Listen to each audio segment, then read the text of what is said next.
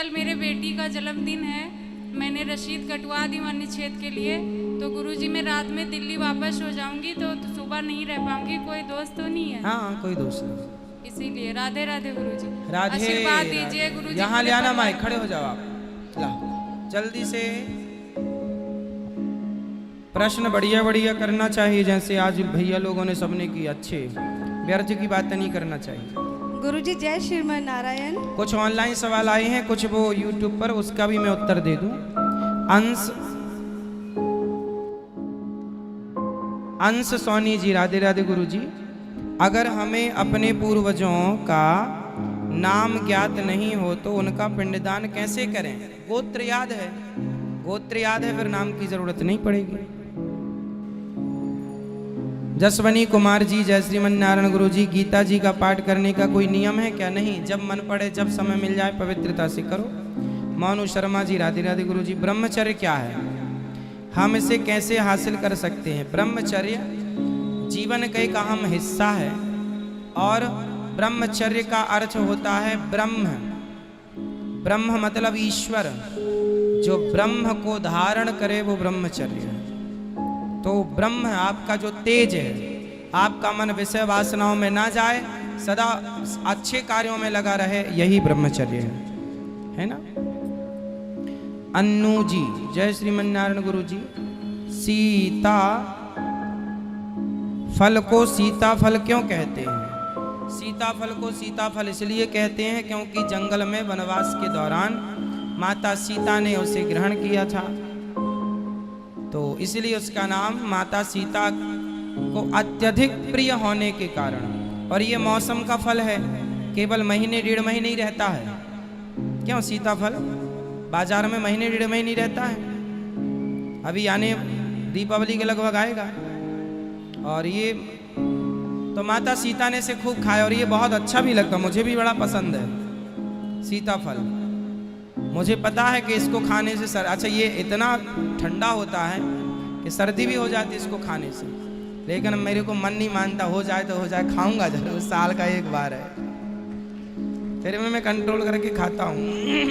हर साल पूरे सीजन में केवल 2-4 सीताफल ही मैं खाता हूँ, जबकि इतना मेरा मन करता है इस फल को खाने का, बहुत अच्छा लगता है मुझे। तो माता सीता को भी बड़ा पसंद था। राम फल भी होता है जो राम जी खाते थे, वो भी सीताफल जैसा ही होता है।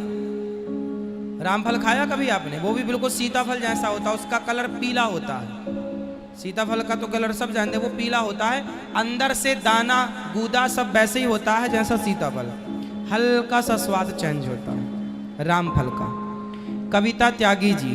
और जो कंदमूल फल है वो अलग है, वो मिलता है कहीं कहीं, कंदमूल फल वो भी अच्छा होता है खाने को, मैं एक बार खाया था कंदमूल फल भी। कविता त्यागी जी, श्रीमन नारायण गुरु जी। बाली को क्या वरदान मिला था? हनुमान जी भी बाली को मार सकते थे, मगर श्री राम जी ने ही क्यों मारा? जो काम भगवान कर सकते हैं हनुमान जी, अब हनुमान जी तो रावण को भी मार सकते थे, पर हनुमान जी को लगा राम जी से मरेगा तो मेरे राम का यश बढ़ेगा, इसलिए राम जी मारे। हनुमान जी अपने भगवान का यश बढ़ाना है ना? नहीं, हनुमान सुनो, रावण को हनुमान जी नहीं सुग्रीव ही निपटा सकते थे, बाली को तो छोड़ो, सुग्रीव देते ना मर जाता।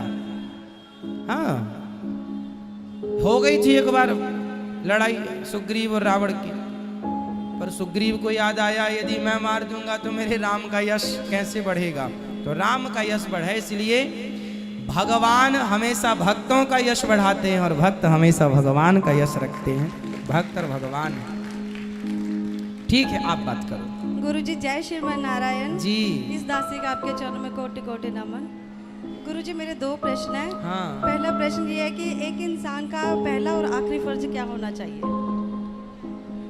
सब अलग अलग बात है, आप स्पष्टता से कहो किस सब्जेक्ट में। हर सब्जेक्ट की अलग अलग बातें हो सकती हैं। कोई किसी का कहना कि मनुष्य का इस संसार में आने का उद्देश्य हर किसी का अलग अलग होता है। हाँ, सबका लक्ष्य अलग अलग है। कोई ईश्वर को पाना चाहता है, कोई पैसे को चाहता है, कोई स्त्री पाना चाहता है, कोई यश पाना चाहता है, लेकिन आप कुछ भी पाना चाहें, लेकिन सफल वही है, जीवन का उद्देश्य वही है, केवल ईश्वर की प्राप्ति। सब कुछ पाओ, भगवान को पाओ, ईश्वर मिल गए तो सब मिलेगा बाद में।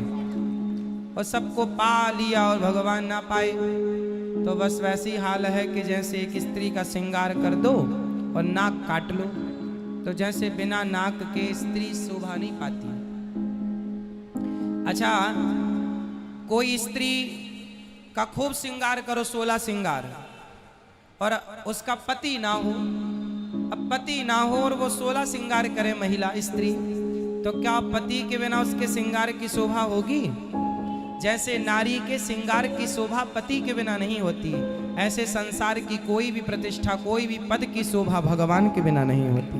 भगवान सबके पति हैं, तुम हो एक अगोचर सबके प्राणपति।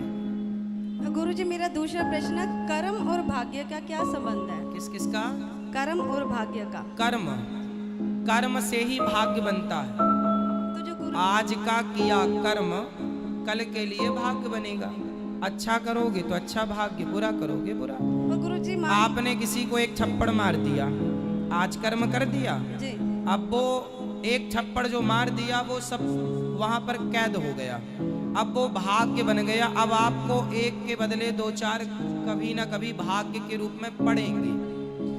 आपने किसी को आज भरपेट भोजन करा दिया तो आज कर्म कर दिया, खिलाया, आप भूल गए, लेकिन वो भाग्य बनकर आपका अन्नदान, वो आपको कभी ना कभी आपको अन्नपूर्णा के रूप में प्राप्त होगा और आप खूब अन्नपूर्णा से संपन्न होंगे, वो पुण्य है। और गुरुजी जैसे कि मान लीजिए हमारे भाग्य में कुछ गलत लिखा, तो हमारा क्या आज का अच्छा कर्म उस भाग्य को बदल सकता है? ना, नहीं, जो हो चुका उसे नहीं बदला जा। हाँ हाँ, यदि भगवान की शरण में आप हैं, यदि आपने समर्पण कर दिया है गोविंद में आपकी, जी तो सन्मुख हों ही जीव मुहि जबहि, जन्म कोटि अघनासहि तबहि।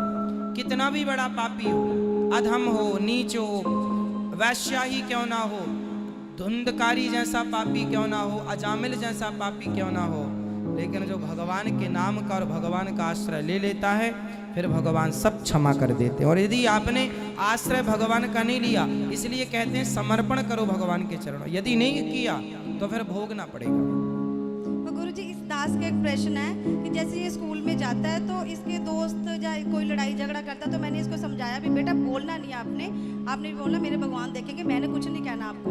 तो ये फिर चुप रहता, फिर 2-3 बार इसको फिर वो मारते हुए ये फिर चुप करके बैठ जाता है। तो इसके फिर पिताजी कहते भी ये तो ऐसे डरपोक बन जाएगा, हाँ, जैसे हाँ, तो ऐसे तो सिखा रही है ये बात कीजिए। ऐसा नहीं, देखो बच्चों को थोड़ा सा स्ट्रॉन्ग, आपको बेटा क्या बोलते हैं, आपके दोस्त क्या बोलते हैं कि मैं तुझे मार दूंगा, ये कर दूंगा। तो आप भी बोल दिया करो मैं भी मार दूंगा, जिन मोहि मारा ते मैं मारे।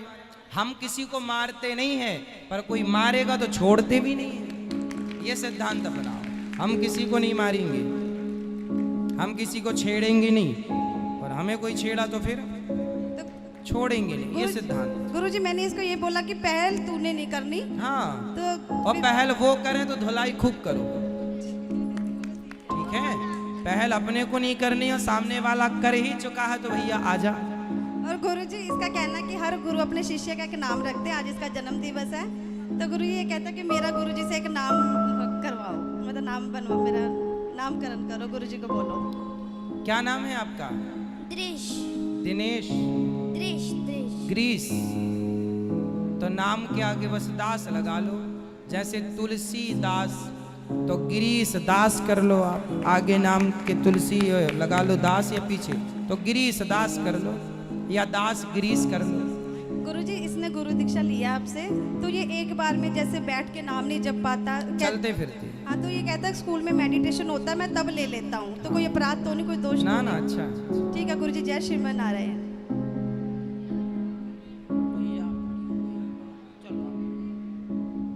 गुरुजी राधे राधे। जी मैया। कोटि कोटि प्रणाम है। गुरुजी मैंने आपकी 3 साल से कथा सुन रही हूँ, मेरे आदमी नहीं है, 8 साल हो गए, लेकिन जब से आपकी कथा सुनी है मेरी जिंदगी में बहुत कुछ अच्छा, अब भगवान के सिवा कुछ अच्छा नहीं लगता मुझे। बस आप में ही मन लगा रहता, कथा सुनती रहूं। अच्छा है मैया, कथा में मन लग रहा है, ये तो बहुत अच्छी बात है। लेकिन मेरा बेटा नहीं करता विश्वास गुरुजी। कहाँ है? घर पे ही। भगवान पे विश्वास नहीं है?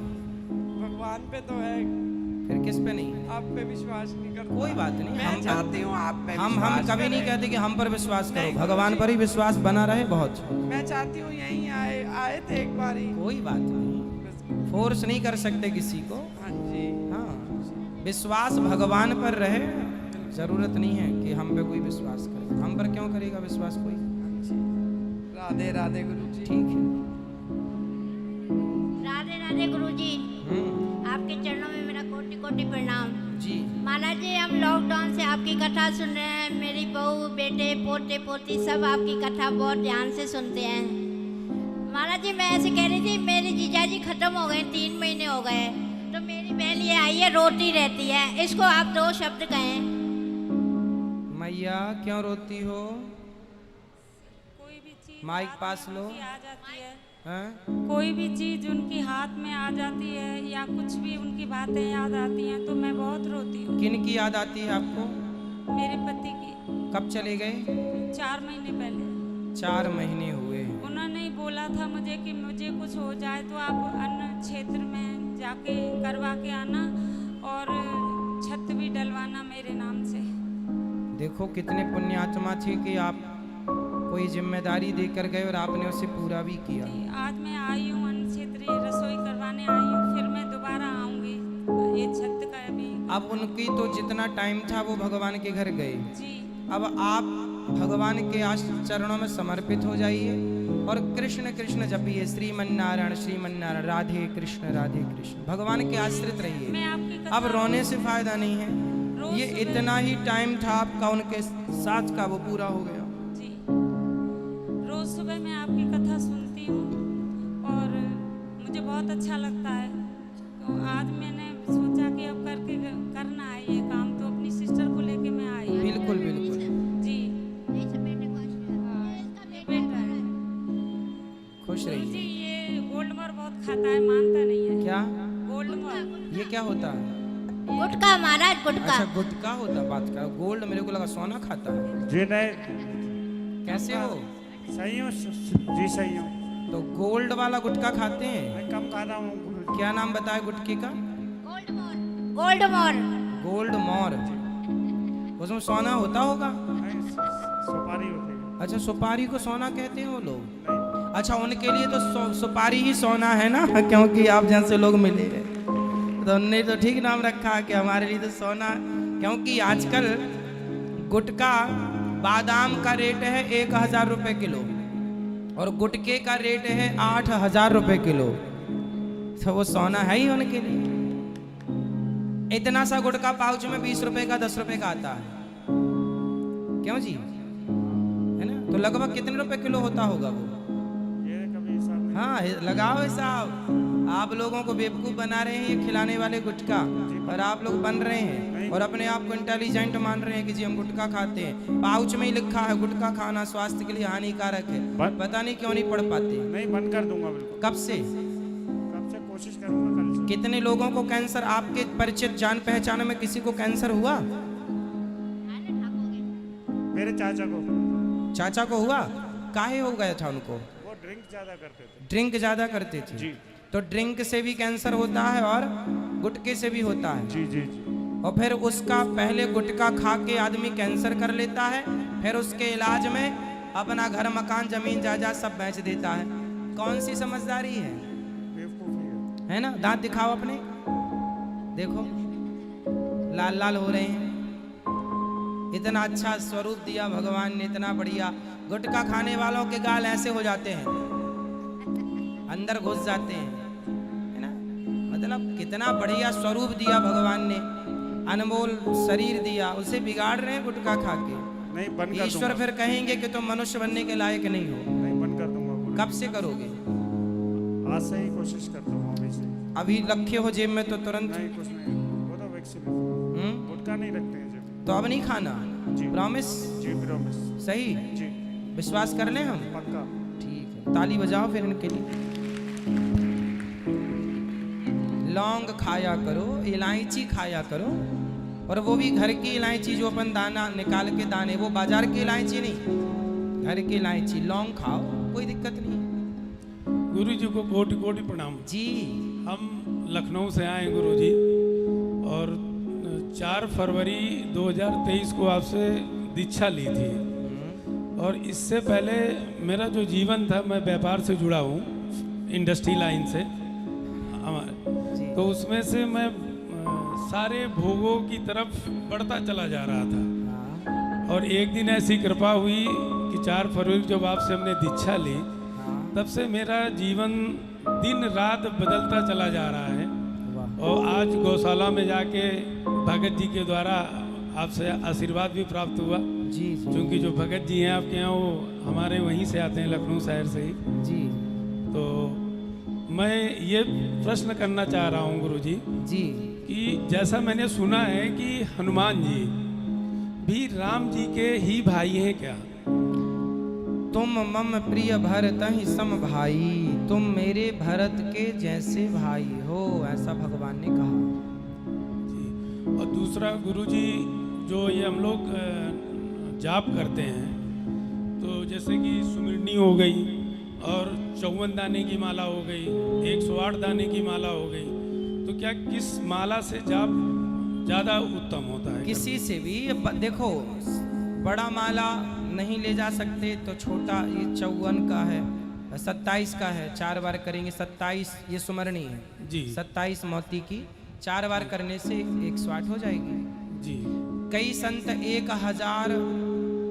1108 का माला रखते हैं, इतना बड़ा पूरा ऐसा टांगे रहते हैं जी। तो जिसकी जैसी समर्थ है, जिसका जैसा भाव है, जिसका जैसा समय है, वैसा रखो, माला जाप करो थोड़ा सा, बाकी बिना माला के भी चलते फिरते नाम जप किया करो।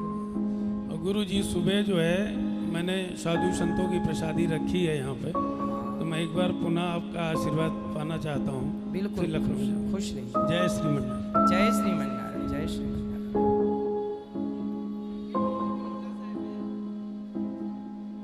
गुरु जी के चरणों में मेरी अरदास कर राधे राधे। गुरु जी, मेरा प्रश्न ये है कि बहुत से लोग कहते हैं, जैसे मैं बचपन से पूजा पाठ भक्ति, मेरे घर का माहौल ही ऐसा था। मेरे बाबा साहब 4 बजे उठ जाते थे और 5 बजे से वो सेवा भाव में लग जाते थे। 9 बजे मेरे घर में आरती होती थी। उनके 5 पुत्र थे, तो उन्होंने ऐसा नियम बना रखा था कि उनकी 5 बहुएं उस समय आरती में शामिल होती थी। हम सब पोता पोती सब एक दूसरे के चरण छूते थे।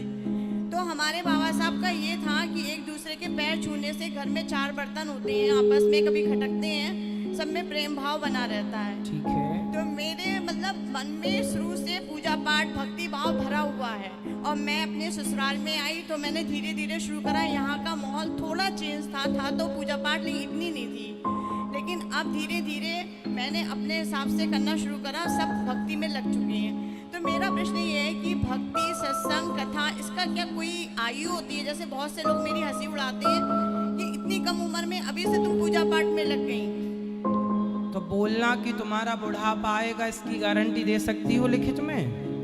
वही तो गुरु उनसे जी। पूछना कि भाई तुम्हारा बुढ़ापा आएगा, इसकी क्या गारंटी है? ध्रुव जी, प्रहलाद जी ने, मीरा जी ने बचपन से स्टार्ट की, और अच्छे काम शुरू से स्टार्ट कर दो, बुढ़ापे तक और अच्छा होगा।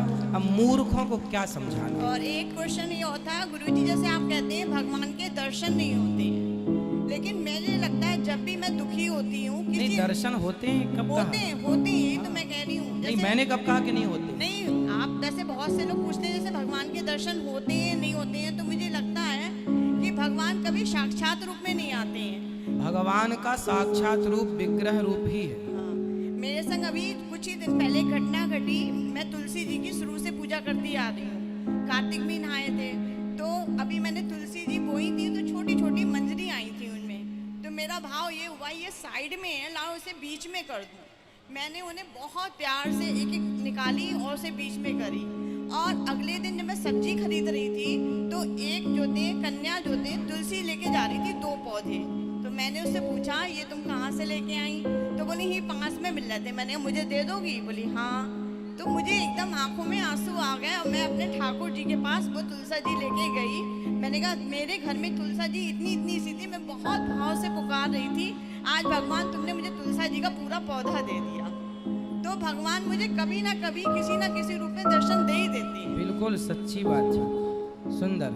एक क्वेश्चन और है, जैसे गुरुजी मैं रात को भगवान जी का शयन करती हूँ, तो सुबह जब उठती हूँ तो शयन खोलती हूँ, तो उस समय मैं स्नान नहीं करती हूँ, क्योंकि सुबह उठ के सबसे पहले मैं भगवान जी के मंदिर में जाके उनका शयन ही खोलती हूँ, तो वो गलत काम ना करती ना, हूँ। भगवान के मंदिर में स्नान करके ही प्रवेश करना चाहिए। तो गुरुजी मुझे जैसे स्नान का थोड़ा सा लेट हो जाता है, तो क्यों लेट हो जाता है? कितने जैसे- बजे जागते हैं आप? उठ तो 6:30 बजे तक जाते हैं, लेकिन गुरुजी थोड़े घर के काम भी करने पड़ते हैं। तो काम झाड़ू पोंछा है तो ठीक है कर लो, पर इसके बाद नहा लो। जैसे हमारे नीचे ससुर जी रहते हैं, उन्हें सबसे पहले चाय दे के आती हूँ मैं। तो चाय नहा के दो ना, बिना नहाए ससुर की काहे बुद्धि भ्रष्ट कर रहे हैं? बिना नहाए स्त्री का रसोई में जाना शुभ नहीं है। तो मतलब पहले स्नान करके पहले स्नान करके, रसोई भी मंदिर है जी। और मंदिर तो मंदिर है ही। तो स्त्री गृहिणी सबसे पहले नहा, बिस्तर से जागो, भगवान का स्मरण करो, पानी पियो 2-4 गिलास, सीधा नहाने जाओ, सीधा नहाओ। हाँ, झाड़ू यदि लगाना है तो ठीक है, पहले झाड़ू लगा लो, झाड़ू लगा लो भले, फिर नहाओ, नहा के सीधा रसोई में जाओ, लोटा भर जल लो, सूर्य भगवान को चढ़ाओ, मंदिर में ठाकुर जी हैं उठाओ, ससुर की, पति की, बच्चों की चाय जो बनाना सब करो, पर रसोई में बिना नहाए नहीं। धन्यवाद। रसोई भी मंदिर है, सबको अपनी अपनी रसोइयों को मंदिर ही मानना चाहिए। ठीक है, ठीक है। आज के लिए इतना ही। जो प्रश्न और रह गए हैं कल फिर प्रश्नोत्तरी होगी। सबको जय श्रीमन नारायण, जय श्री कृष्ण। जिनको मिलना है अंदर आइए, माताओं से मिलके जो प्रश्न कि हम उनकी प्राप्ति करें। तो जैसे कि हम आखिर कुछ तो रहे होंगे उनके पास कि हमें भेजा होगा धरती पे। अभी आपको ये लगता है कि आपका अस्तित्व है? नहीं, अभी तो नहीं लगता। फिर नहीं, जैसे कि हमारा मोक्ष हो गया तो हम भगवान में ही समझ आते हैं हमेशा के लिए। भगवान जैसे मकड़ी का जाल मकड़ी से ही प्रकट होता है, मकड़ी ही खेलती है उस जाल में, और मकड़ी अंत में उस जाल को अपने अंदर कर लेती है। ऐसे भगवान से संसार बना। भगवान ही आपके और हमारे रूप में कौन है? आप कौन है? यदि आपके अंदर की आत्मा निकाल दी जाए तो आपका अस्तित्व क्या है? कुछ नहीं हुआ। हाँ, तो आत्मा किसका स्वरूप है? ईश्वर अंश। जैसे पानी की बूंद, जैसे आप गंगा जी जाते हैं तो एक बोतल पानी भर के ले आते हैं, तो वो गंगा का ही पानी है, पर वो गंगा नहीं है ना? वो गंगा का अंश है। गंगा हो गई अंशी और वो हो गया अंश। और जब आप फिर से उस पानी को गंगा जी में छोड़ देंगे तो वो फिर गंगा है। वो ऑलरेडी गंगा थी, आगे गंगा हो गई। आप ऑलरेडी ईश्वर के अंश हैं और पूरा समा के ईश्वर के अंश तब भी रहेंगे। समा के जैसे गंगा का पानी बोतल में लो और फिर डाल दो गंगा जी। तो क्या फिर हमें फिर वापस से वो हमें धरती पे भेजते हैं? नहीं, भगवान की मर्जी है। भगवान की यदि मोक्ष हो गया आपका तो भगवान आपसे पूछ लेंगे कि जाना है। जैसे तुलसीदास जी लोग कौन है? सूरदास जी, कबीरदास जी, मीराबाई, इन सब का मोक्ष ऑलरेडी हो चुका था, लेकिन फिर भी धर्म का प्रचार करने के लिए ये लोग आते हैं, धर्म का प्रचार करते हैं, और फिर ये मोक्ष वाले ही हैं जो आए, प्रचार किए, चले गए। धन्यवाद गुरुजी। गुरुजी, हम बहुत दिनों से आशा था कि आपका दर्शन हो। आज गुरु मंत्र भी ले लिया हमने, आपके दर्शन भी हो गए। सुखी रही, धन्यवाद। खुश रही। राधे राधे गुरुजी, जय श्री मनारायण। गुरुजी, मेरा सवाल ये है कि जैसे कि आप बोल रहे थे कि कलयुग जब अपनी चरण सीमा पे पहुंचेगा तो उस समय कोई भी धर्मात्मा या पंडित नहीं बचेंगे, सब पापी हो जाएंगे। तो उस वक्त कल की भगवान का अवतार कैसे होगा फिर? ऐसा किसने बोला कि सब पापी हो जाएंगे? आपने गुरुजी, मतलब जैसे कि आप बोला था कि कोई धर्मात्मा नहीं बचेगा तो उस समय। कलयुग का जब अंत होगा तो पाप अधिक मात्रा में हो जाएगा, पाप अधिक मात्रा में होगा। सत्य कभी मिटता नहीं है, कहीं ना कहीं छिपा होता है।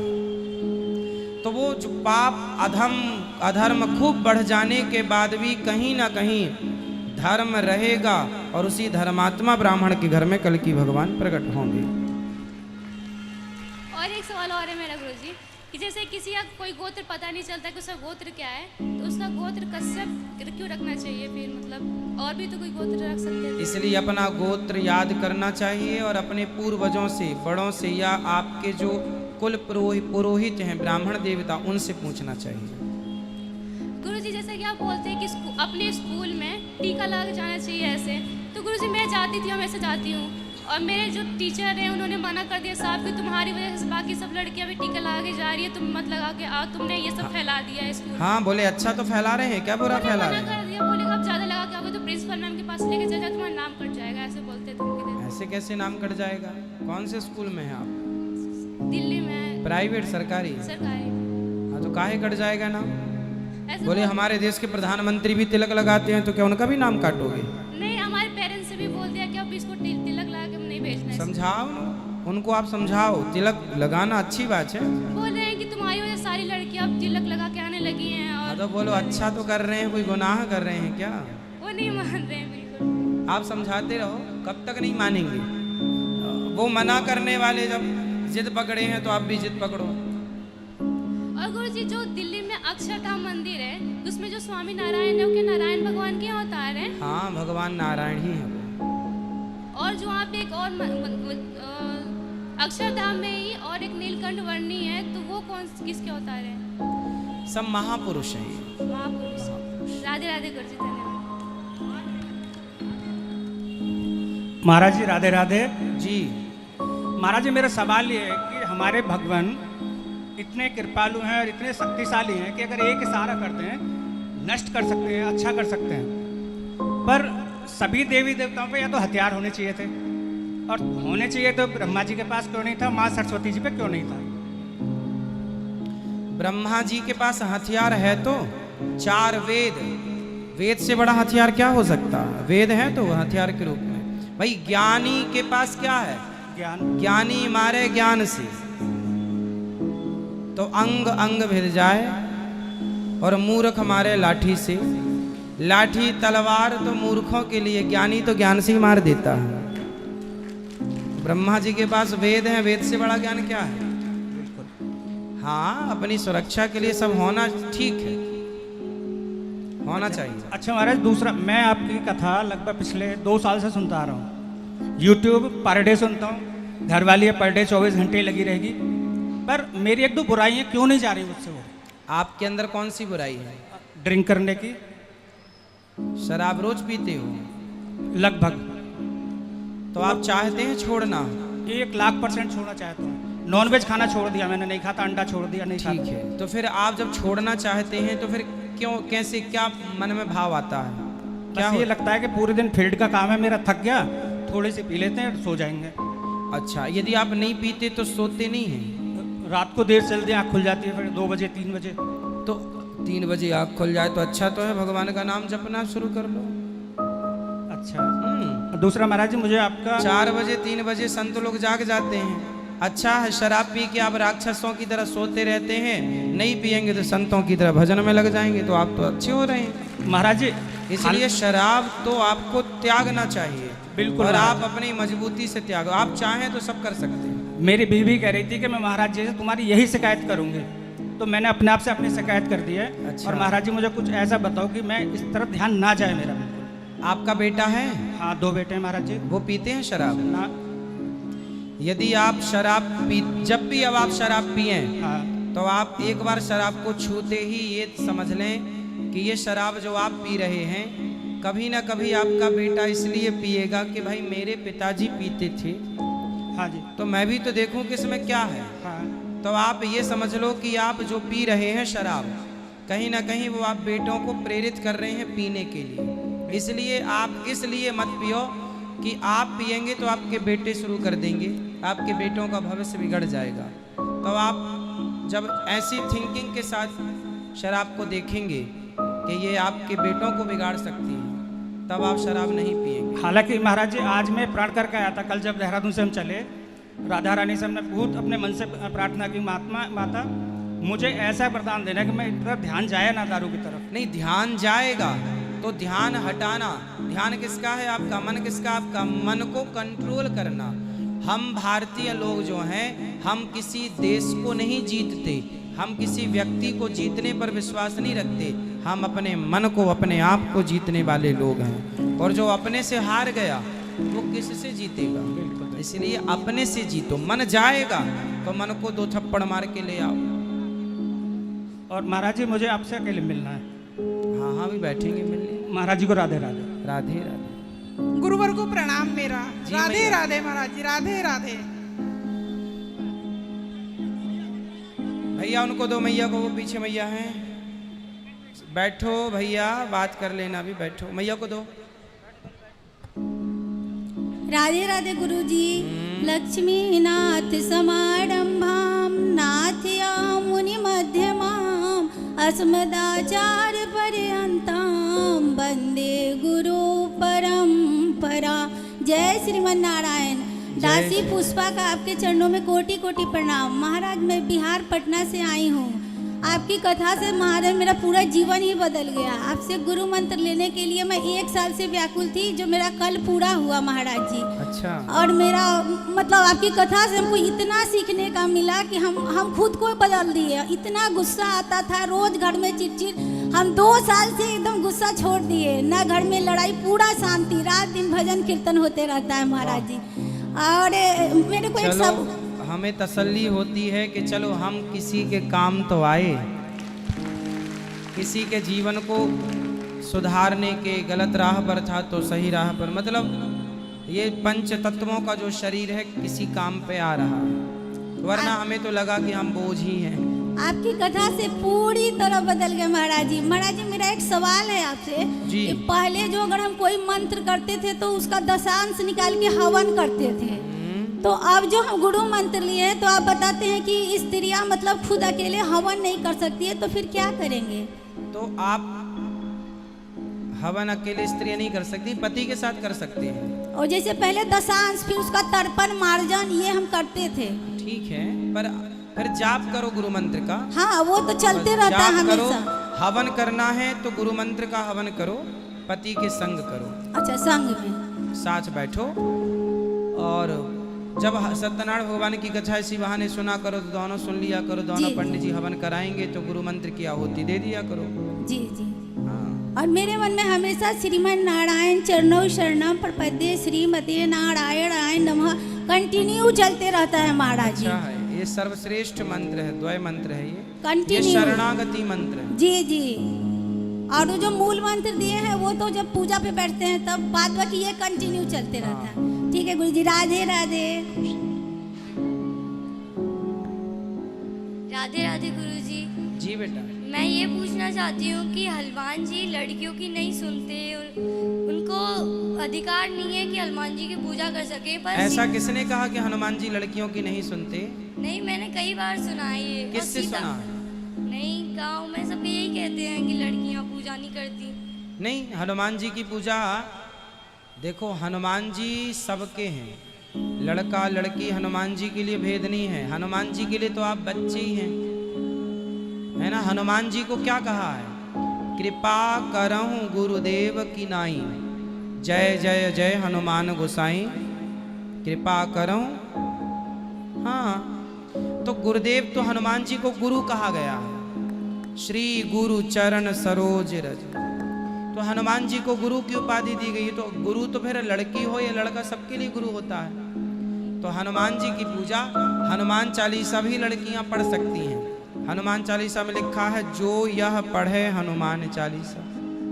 अब ये थोड़ी लिखा कि स्त्री ना पढ़े हनुमान चालीसा, केवल पुरुष ही पढ़े हनुमान चालीसा, ऐसा तो नहीं लिखा। जो भी पढ़े, जो यह पढ़े, क्या लिखा है? पढ़ो जरा, क्या लिखा? चौपाई बोलो जरा। याद नहीं है मुझे। जो यह पढ़े, बोलो।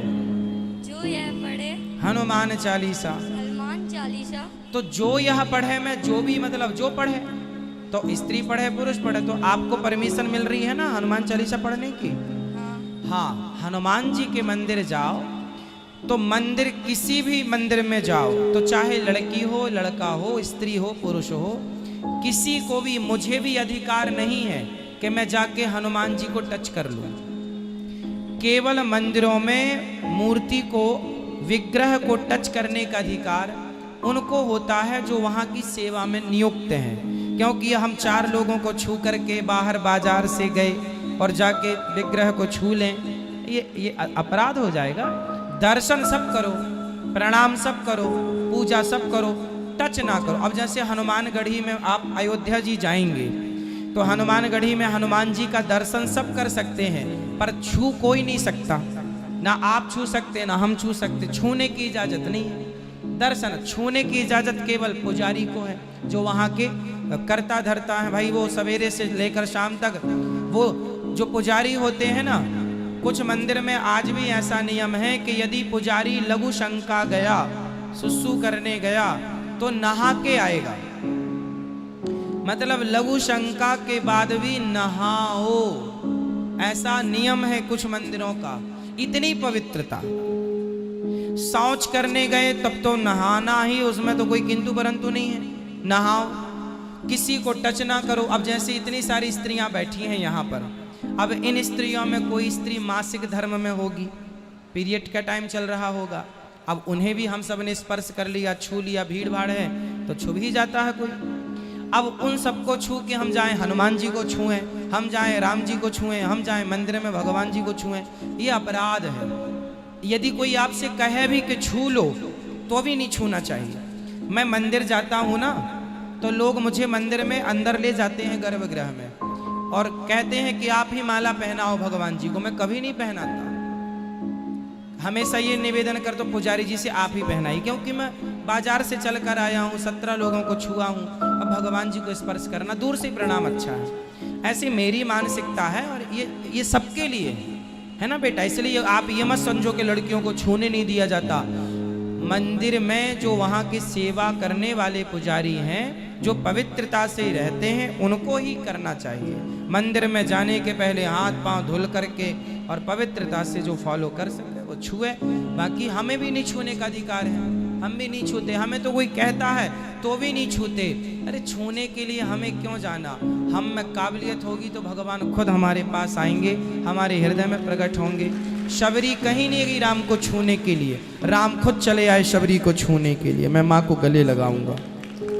थैंक यू गुरुजी। ये क्वेश्चन ना मेरे 9th क्लास से ही पीछे पड़ा है। तो अब खत्म हुआ? यस। अच्छा, क्या समझ में आया बताओ फिर? कि स्त्री और पुरुष में कोई भेद नहीं है। हाँ, कोई भेद नहीं है, कोई को नहीं छूना चाहिए, ना स्त्री छुए ना पुरुष छुए। राधे राधे गुरुजी। मैंने कारण बताए, आप समझदार हैं। गुरुजी को प्रणाम। जी गुरुजी, मैंने सपने में नहीं सोचा था कि आपके दर्शन कर पाऊंगा। मैं एक फरिया जिला से, गांव से आज परिक्रमा करने के लिए आया था, तो अभी मैंने देखा गुरुजी की भागवत हो रही, तो मैंने टीवी पे आपकी भागवत सुनता हूँ।